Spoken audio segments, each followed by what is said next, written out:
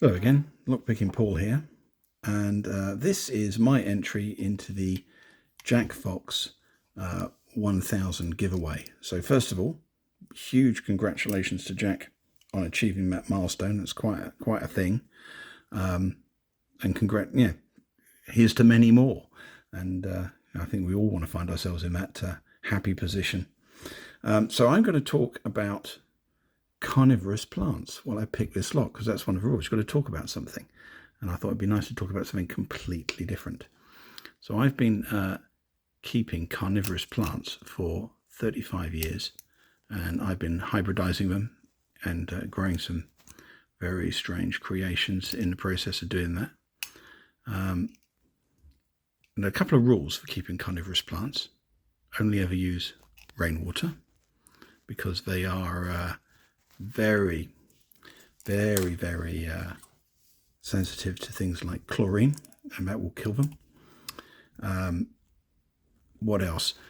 Yeah, only ever use sphagnum moss peat. Again, garden centre composts have fertilizer in, and that'll kill a carnivorous plant.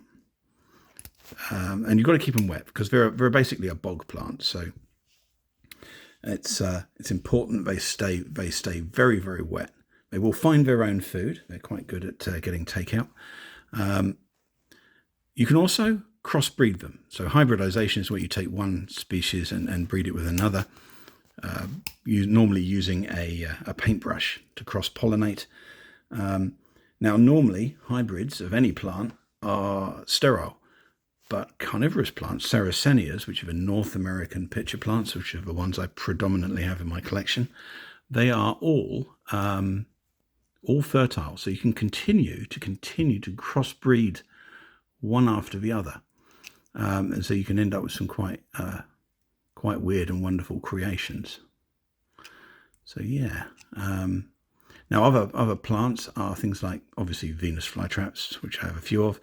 I have some Droceras, which are the English sticky bud carnivorous plants. There are Nepenthes. I have some Nepenthes, which are the Asian. You get them in Borneo. They're the ones that sort of hang on vines out of trees. Very spectacular looking plants. So it's a hobby where not much happens. It can go very slowly, especially if you're hybridizing from seed. Obviously, it's 6 or 7 years before you know what you've created will come to life. So yeah, quite an interesting hobby. The very largest carnivorous plants, so typically the Nepenthes raja, which is one I don't have, will actually eat mammals, so rats, mice, ground game, that kind of thing. Are they big enough to accommodate creatures like that? Oh, that's jammed. Right, I'm going to see if I can just pick this really quick, because I don't want to run out of my 4 minutes. There you go, done it. We got it picked, and we talked about carnivorous plants, which is surprisingly difficult to do. Anyway, that's it. Hope you enjoyed my entry. Thank you very much. Cheers.